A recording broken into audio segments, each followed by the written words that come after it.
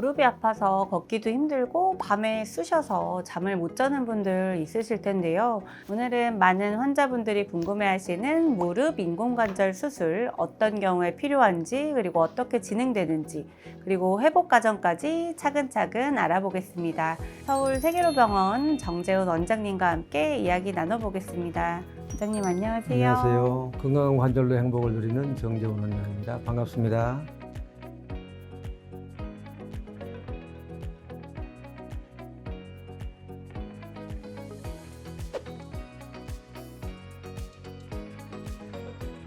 원장님, 무릎 인공관절 수술을 하게 되는 주 원인이 이제 퇴행성 관절염이잖아요. 네, 그렇죠. 그러면 이제 퇴행성 관절염에 대해서 먼저 한번 간단히 설명 부탁드려요. 예, 퇴행성 관절염 이렇게 하면은 염증이잖아요, 염증. 그래서 환자분들이 염증을 먼저 생각하는 경우가 있어요. 근데 퇴행성 관절염은 염증이 먼저가 아니에요. 사진을 보면서 한번 설명해 드리면은 퇴행성 관절염은 무릎의 관절 연골이 닳아져서 그 2차적으로 염증을 일으켜서 물도 차고 아프게 되는 병이다. 이렇게 하면 되고, 그래서 가장 중요한 키워드는 관절 연골이 닳아지는 거. 그게 퇴행성 관절염이라고 하면 돼요. 관절 속을 들여다본 모습이에요, 이게. 이렇게 하얀 것이 관절 연골이거든요. 위에 거, 밑에 거. 이렇게 매끈매끈하잖아요. 이게 정상 관절 연골이고, 이 사이에 들어있는 게 반월상 연골. 관절 연골과 혼동 많이 해요, 환자분들이. 관절 연골은 닳아졌다, 마모됐다 표현하고, 이거는 파열됐다, 찢어졌다 표현하고. 이게 정상 모습인데, 연골이 닳아지는 거라고 했잖아요. 아까 이렇게 매끈매끈하던 게 이렇게 좀 솜털처럼 일어나고 있잖아요. 관절염의 초기 단계라고 볼 수 있고요. 이런 정도는 엑스레이 드러나지가 않아요. MR도 잘 안 드러날 정도. 이게 조금 이제 연골이 막 이렇게 좀 패였죠. 상당히 심해진 거죠. 범위가 좁지만은 상당히 깊게 패여 있는 것이고. 여기는 이 살색이 이제 뼈거든요, 뼈. 뼈가 보일 정도로 하다가. 이렇게 닳아지다 보면은 그 작은 닳아진 부스러기들이 이제 관절 속에 쌓이면서 염증을 일으켜서 물도 차게 되고 아프게 되고 이것이 퇴행성 관절염이다라고 이해하시면 될 것 같아요. 그렇다면 어떤 경우에 보통 인공관절을 시행하게 되나요? 인공관절을 하는 경우에는 나중에 엑스레이 좀 보여줄 텐데 관절 연골이 닳아지면 이제 서서 사진을 찍으면 위아래 뼈가 붙거든요. 그 뼈가 거의 붙을 정도. 정형외과학에서 관절 정도를 분류하는 게 있는데 헤이그렌 로렌스 그레이드라고 해가지고 3단계는 4단계 될 때 하는 거예요. 1, 2단계일 때는 안 하고 4단계 때 좀 많이 하게 되죠. 그러면 엑스레이상에서 뼈가 두 개가 완전히 붙어 보이죠. 둘째로 조건은 그러면서 환자분이 일상생활에 아파서 생활에 지장이 많은 경우 두 가지가 충족될 때 되게 저는 합니다. 물론 이제 의사에 따라서는 엑스레이상 그렇게 닳아졌으면은 어차피 안 되니까 빨리 합시다 이렇게 할 수도 있는데 저는 통증이 없다 아직은 지낼만 하다라고 하면 좀 더 쓰세요라고 되게 얘기를 하고 그것이 지장을 초래했을 때 되게 인공관절을 합니다. 말씀해 주신 것처럼 좀 심한 단계, 3, 4단계 이상 될 때 하신다고 했는데 그러면 좀 덜 심한 경우에는 어떤 방법이 또 있나요? 덜 심한 경우에는 이제 아주 기본적으로는 이제 약물 치료, 물리 치료, 그다음에 아까 말한 활동 관리, 체중 관리, 근력 강화 하면서 이제 보존적으로 가는 쓰러지 않고 하는 치료 방법들이 있을 수 있을 것이고 1, 2단계에서도 수술하는 경우가 있는데 관절염이 있으면서 반월상 연골 파열이 생기는 수가 있어요. 그런 경우는 반월상 연골 파열이 생기면은 관절염에 의한 통증이나 불편함에 플러스해서 연골 파열로 또 아프거든요. 그건 더 아파요, 관절염보다. 그건 그대로 못 둡니다. 그런 경우에는 관절경 수술로 해서 관절 속을 좀 약간 파열 부위를 다듬어 준다는 이런 수술도 하고 염증이 생겨도 계속 좋아지지 않는다, 계속 물이 차고 그런다 그러면은 활액막 절제 수술이라고 해서 관절경을 그것도 공만 내서 그런 것들을 이제 시행해 주기도 하는데 그런 것들은 비교적 간단히 할 수 있는 건데 그렇게 많이 시행되는 것은 아니에요. 연골 파열은 또 필수적으로 해야 되는 수술이긴 하고. 그러면 이제 오늘 주요 주제인 인공관절 수술은 어떻게 진행이 되나요? 인공관절 수술은 간단히 말씀드리면은 관절염이 있는 부분을 조금 절제해내고 그 사이에 인공관절을 끼워 넣는다 이렇게 생각하면 돼요. 이 모형을 가지고 저는 설명을 해드릴게요. 이제 보통 무릎이 이렇게 있다. 이 사이에 관절염이 생겼다. 그러면은 요거는 인공관절, 이거는 이제 실제 인공관절 아닌데 모형은 똑같아요. 그래서 각이 져 있잖아요. 이렇게. 그럼 이걸 끼워 넣으려면 여기에 맞게 잘라야 될 거 아니에요. 그래서 요거를 이렇게 잘라요. 각이 져 있죠. 이렇게. 여기에 딱 맞게. 자르고 요건 밑에 부분 별다른 조직이 없어요. 이제 회사에 따라서 다양한 모양이 있는데 그 대충 비슷해요. 그래서 이렇게 편편하고 이게 또 이렇게 들어가는 일종의 다리 같은 있고 여기에 맞게 자르는 거예요. 이제 이것도 평면 자르고 이렇게 구멍 뚫고 그런 다음에 이거 이렇게 넣어주고 그다음 넣을 때 이거를 과거에는 이렇게 이제 이 쇠하고 이 뼈하고 딱 붙도록 이렇게 해서는 지금은 골 시멘트라는 것을 해서 일종의 시멘트를 발라서 해서 굳어버리면 그대로 바로 굳어요.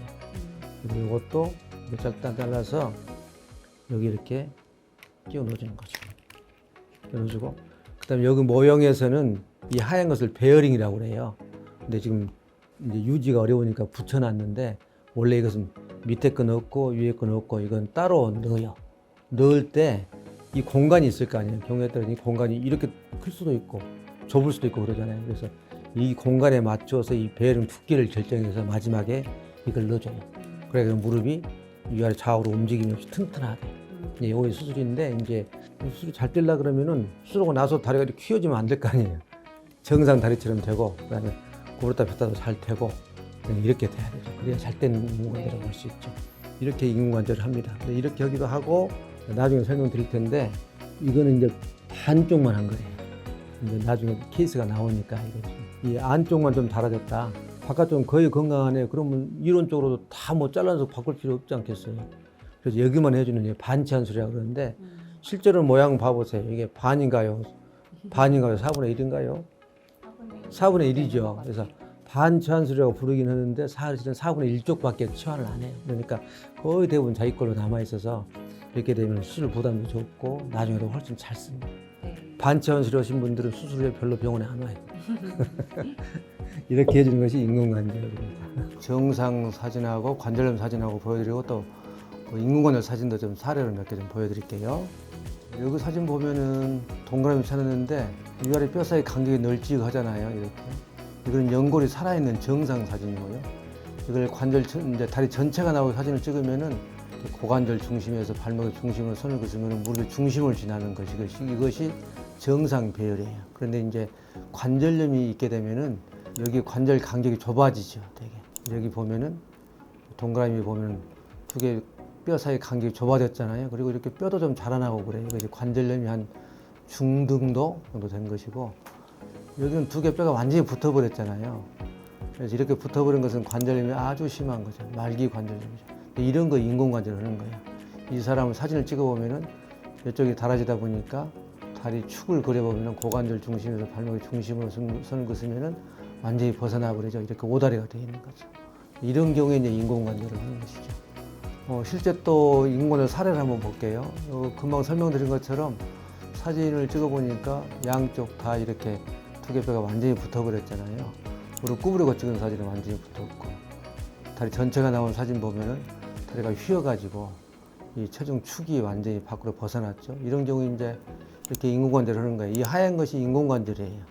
전체를 다 잘라내고 전번에 설명드린 것처럼 아픈 부분을 잘라내고 이렇게 인공관절을 끼워 넣어준 거죠. 이건 정면 사진, 측면 사진이죠. 근데 이렇게 전체를 다 하기도 하지만은 사진을 보면 조금 좀 덜 달아졌잖아요. 덜 달아지고 이쪽이 건강한 경우에는 여기만 해주는 수술도 한다고 말씀드렸죠. 반치환술이라고. 그렇지만 실제로는 한 4분의 1 정도 치환해 주는 거예요. 수술을 한 것이 이렇게 되는 거죠. 이렇게 되면은 훨씬 더 수술도 훨씬 더 간단해지고 수술 부담도 줄어들고 수술 회복 과정도 빨라지고 쓰기도 훨씬 잘 씁니다. 그래서 인공관절은 거의 뼈가 맞닿을 정도로 달아진 사람들 인공관절 한다 이렇게 알아주시면 될 것 같습니다. 네. 수술에 대해서는 그래도 자세히 설명해 주셨는데 수술 말고도 이제 좀 걱정되는 게 이제 마취 부분인데 인공관절 수술을 할 때 마취는 보통 어떻게 진행이 되나요? 마취는 이제 크게 전신 마취하고 하반신 마취나 부분 마취 이렇게 있는데 대부분 이제 하지 수술들은 하반신 마취를 해요. 척추 마취를 하는 거죠. 네. 척추 마취하면 이제 그 마취 부위 이하로 마취가 되고 수술하고 간혹은 이제 나이가 드신 분들이 되게 수술을 하잖아요. 인공관절을. 그러면 이제 척추에서 뼈가 막 자라나기도 하고 그래서 척추 마취가 마취 침이 안 들어가는 수도 생겨요. 그런 경우는 할 수 없이 전신 마취하기도 하는데 대부분 척추 마취를 원칙으로 하고 그다음에 이제 막 망치 소리도 들리고 긴장하고 그러잖아요. 그래서 우리 수면 내시경 할 때처럼 수면을 시켜주셔야 돼요. 그렇게 마취를 합니다. 수술 중에는 뭐 마취로 통증을 못 느끼더라도 수술 후에는 아무래도 통증이 심할 것 같은데요. 수술 후 통증은 어떻게 관리할 수 있나요? 예, 이제 수술 후의 통증은 우리 환자분이 느끼는 건 두 가지인데 수술 후에 굉장히 아프면 어떻게 하냐, 어떻게 견디냐 이것하고 둘째로는 무릎 구부릴 때 아파서 죽어본다더라. 그래서 그거 무서워서 못하는 사람이 많을 정도 두 가지거든요. 수술 후의 통증은 무통주사를 되게 해요. 근데 무통주사를 혈관으로 하기도 하고 척추 쪽에다가 척추마취 현 쪽에다가 경막에 맞춰서 그것도 하고 하는데 또 이제 그 사타구니 쪽에 대퇴 신경 쪽에 마취를 하기도 하거든요. 그래서 뭐 시술하는 마취과 선생님들에 따라 좀 다르기는 한데 그 효과가 굉장히 좋아요. 특히 최근에 굉장히 좋아서 요새 수술을 받는 환자분들이 굉장히 행복하게 첫날 밤을 보내 이제 이상한데 그 어떤 수술 첫날을 잘 보내십니다. 너무 크게 걱정하지 않으셔도. 그리고 이제 그 외에도 그 무통 주사 자체가 덜 들으면은 다른 주사약들이 많이 좋은 약들이 많이 개발돼 있어요. 그래서 그걸로 컨트롤하고 되게 하루 정도 지나면은 그 수술 통증으로 고생하지는 않아요. 되게. 아까 한번 말씀해 주셨는데 수술 끝나고 나서 이제 관절을 구부릴 때 이때 너무 아파서 힘들다 이런 분들이 있으신데요. 실제로 그렇게 통증이 좀 어떤가요? 이게 일반인들 사이에 특히 환자분들 사이에는 그거 무서워서 수술 못하는 분들이 진짜 많습니다. 근데 그게 수술 후에 이제 무릎을 구부려줘야 되잖아요. 관절 운동 범위를 얻으려면은 그럴 때 이제 의사나 물리치료사들이 억지로 막 구부리잖아요. 굳어있는 상처는 낫지도 않았는데 그때 아픈 거예요. 그런데 지금 뭐 저희는 구부리는 걸 일치하지 않아요. 그래서 우선 수술 후에 CPM이라는 기계가 있어요. CPM. 이제 우리 환자분들도 알 수 있을 정도 기계 이름이 됐는데 다리를 올려놓고 각도를 조절해 놓으면 그 다리 각도만큼 왔다 갔다 하면서 이제 운동을 해줘요.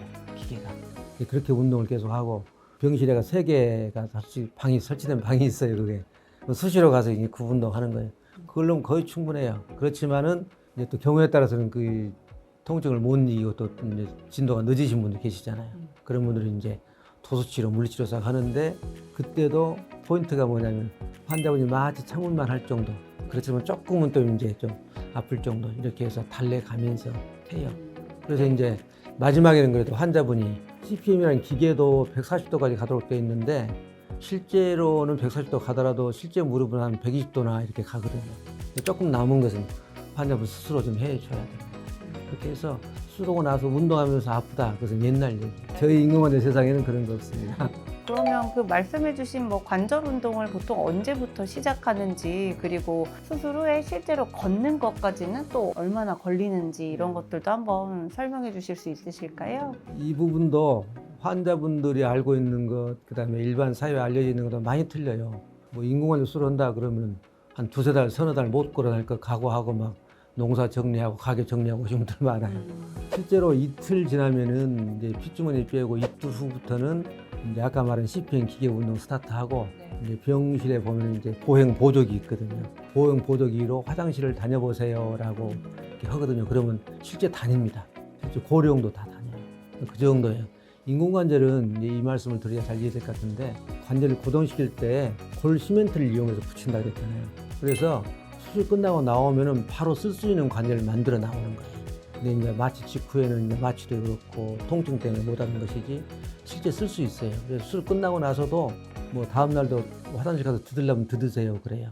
그래서 이틀 후면은 걷기 시작해서 화장실 다니세요. 오늘 거의 다니시고 그대로 이제 조금씩 이제 상처가 나서 가면서 회복이 되면서 점점 들어가고 뭐 한 1-2주일 되면은 뭐 목상도 다니고 경우에 따라서는 보형 보조기 없이도 다니기도 하고 2-3주 되면 되게 퇴원해서 퇴원할 때 목발 없이 이렇게 보조기 없이 되게 할 수가 있으면 못합니다. 그렇지만 회복되는 것은 조금 더 이제 서서히 이렇게 가죠. 수술도 잘하고 말씀해주신 대로 재활 운동도 열심히 잘한다고 하면 수술 후에 실제 결과는 좀 어떤지 궁금한데요. 또 이 부분도 생각해 보니까 듣고 보니까 굉장히 차이가 많아요. 일반인들 생각하고. 이렇게 보시면 돼요. 100% 기능을 발휘한다라고 하면은 젊은 사람들이 스포츠 활동도 하고 못도 하고 등산도 다 하는 걸 100점이시지 않겠어요? 거기에 평균적으로 90점 이상이에요. 되게. 근데 되게 이제 초기에 한 1-2년 지나서 안정이 됐을 때 90% 평균. 그러니까 좋으신 분들은 95점도 되고 좀 덜 좋은 분들은 85점, 80점도 되고 그래요. 남자분들은 근력이 좋으니까 훨씬 좋고 95점 근방에 가깝고 근력이 좋고 이제 젊은 사람들, 근력이 좋은 사람들일수록 좀 좋죠. 여기서 좀 아셔야 될 게 수술해도 아프다는 분들 많이 있다고 소문나 있거든요. 수술해도 계속 아프다 한다 내 주변의 사람들 보면 그런 경우가 인공관절이 어지간해서 그렇게 아프지 않거든요. 염증 생기거나 그러지 않는데 계속 아프시던 분들은 꼭 이제 살펴봐야 될 게 척추관 협착증이나 이런 걸로 신경통이 다리에 오는 것을 무릎 때문에 그런다고 생각하는 수가 아주 많아요. 그래서 이제 그런 걸 주의할 필요가 있어요. 그래야 그걸 잘 구분을 해서 해줘야 이제 제대로 찾아다니잖아요. 척추관 협착증이면 척추를 보러 다녀야 될 것이고 무릎은 무릎을 봐야 되는데 그것이 안 되는 경우가 많이 있어요. 무릎에 의한 통증은 무릎만 아파요. 무릎을 구부렸다 폈다 할 때 걸을 때 무릎만 아파요. 척추로 인한 통증은 무릎뿐만 아니라 허벅다리나 종아리나 이런 게 두리뭉실 넓게 아파요. 그걸로 구분하면 되는데 그게 쉽게 구분이 안 돼서 외래에 오시면은 막 여러 질문을 드려야 겨우 그게 드러날 수가 많아요. 네, 그 두 개를 잘 구분을 해야겠네요. 중요합니다. 네.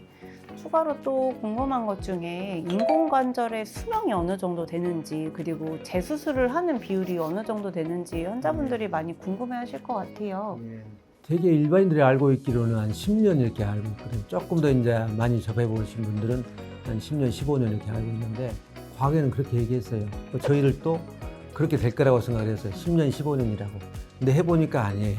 지금 현재로는 되게 15년 내지 20년이라고 하면 충분하고 뭐 지금 25년, 30년 돼도 쓴 사람 많고 그래서 되게 수명은 얼마요? 그러면 일반적으로 15년 내 20년입니다라고 말하는데 그렇게 말하면 15년 내 20년 되면 다 재수술하는 것처럼 들리잖아요. 네. 수명이 15년 내지 20년이니까 그게 아니고 15년 내지 20년이 되면은 이제 재수술을 할 수가 있다 이렇게 이해하시면 돼요. 그 정도 쓰면은 좀 이제 망가지기 시작한다 이렇게 보시면 돼서 그때의 재수술률이 10%가 못 돼요. 거의 한 6, 7%나 이렇게 돼요. 굉장히 좋죠. 그래서 이제 되게 65세 이상 이렇게 수술하면은 잘 관리했으면은 이제 평생 되게 쓸 수 있다라고 봐야죠. 근데 이제 그것만 믿고 또 막 함부로 쓰면 안 되죠. 일단적으로 잘 관리해 간다 이렇게 전제하에 이렇게 된다고 봐야죠. 특히 그리고 원장님께서 강조하시는 수술 후에 관리 원칙이 있다고 들었는데 혹시 그건 어떤 건가요? 그것도 저는 활체근이라고 얘기해요. 활체근. 발책은. 네. 활동 관리. 이거는 활동 관리는 활동을 많이 하라는 게 아니고 적절하게 하시라. 근데 그래서 너무 인공관절까지 했는데 너무 이것도 안 해 저것도 안 해 너무 조심조심 하는 것도 잘못한 거예요. 적절하게 일상생활 하면서 크게 불편을 느끼지 않을 정도 그렇게 생활하시면 돼요. 그 정도가 나는 일반인들이 하는 생활 정도라고 봅니다. 일반인처럼 거의 생활하라 그거죠. 그렇지만 일반 생활에서 벗어난 거 있잖아요. 뭐 예를 들어서 야외에 가서 남들이 한 4km 걸으니까 자기도 따라서 걸은다랄지 그때는 그렇게 갈 게 아니라 남들 자전거를 얻어타든지 차를 얻어타든지 가야죠. 이런 거 노력. 등산을 할 수 있다고 해서 등산을 또 한다랄지 오늘도 오전에 진료하는데 등산을 일주일에 한 번씩 하시는 분이 오셨더라고요. 그래서 그냥 말하는 그런 거 조심하는 거 활동 관리, 체중 관리 같은 활동을 해도 체중이 무거우면 충격이 더 많이 가고 이제 무리가 더 갈 거 아니에요. 그러니까 체중 최소한 찌지는 말아야 되고 많이 찌신 분들은 빼는 게 좋죠. 셋째로는 근력이 튼튼해야 관절이 튼튼해 잘 쓰기도 하고 또 이렇게 넘어질 때 예방 관리도 되고 근력이 좋으면은 그리고 체중을 근력이 좀 흡수해줘요. 근력이 또 중요해요. 아까 말씀드렸죠. 남자분들은 근력이 좋아져요. 훨씬 더 기능이 좋다고. 그래서 그 세 가지를 주로 강조를 해요. 네, 활책은 기억하셔야겠고요. 그러면 이제 마지막으로 인공관절 수술 관련해서 원장님께서 특별히 뭐 하고 싶은 말씀 있으실까요? 일반 사회에서 알고 있는 거 조금 다른 부분 한 가지 말씀드리고 싶은데 이 인공관절을 빨리 해야 되냐 늦게 해야 되냐 보통 그런 말들 많이 있거든요. 쓸 때까지 쓰다가 도저히 못 살겠으면 수술해라 이렇게 얘기를 하거든요. 그런 말 많이 듣고 환자분들 실제로 그렇게 되는데 그거는 조금 이제 수정이 필요하다고 생각을 해요. 그 나이대의 관절염이 얼마나 심한가 또 일상생활에서 얼마나 지장을 받고 있는가 또 환자분의 어떤 활동의 욕구가 어느 정도인가 예를 들어서 내가 사업을 하고 있는데 나는 사업을 계속 해야 돼. 건강하게 여러 사람도 만나고 활동력 있게 살아야 돼. 내 나이가 한 60대 초반이야. 그런다면은 인공관절 수술을 해가지고 활동을 잘하면서 사업도 잘 영위하고 이렇게 가는 게 맞지. 나이가 젊다고 그래서 끙끙 앓으면서 절고 다니면서 사람 만나면 사업하고 그러면서 맞지 않죠. 그런 것들이 고려돼서 그 환자분들 나이와 활동 정도 그다음에 자기의 욕구나 이런 거 일상생활 지장 정도를 잘 따져서 맞춰서 수술해야 된다. 무조건 나이가 젊다고 해서 무조건 끙끙 앓으면서 견디는 것은 옳지 않다 이렇게 생각을 해요. 오늘 정재훈 원장님과 함께 무릎 인공관절 수술에 대해서 자세히 알아봤는데요. 수술을 앞두고 두려움이 크셨던 분들에게 도움이 되셨길 바랍니다. 영상 보시면서 궁금한 점이 있다면 댓글로 남겨주시면 정재훈 원장님께서 직접 답변해 주실 예정입니다. 오늘도 시청해 주셔서 감사합니다. 감사합니다.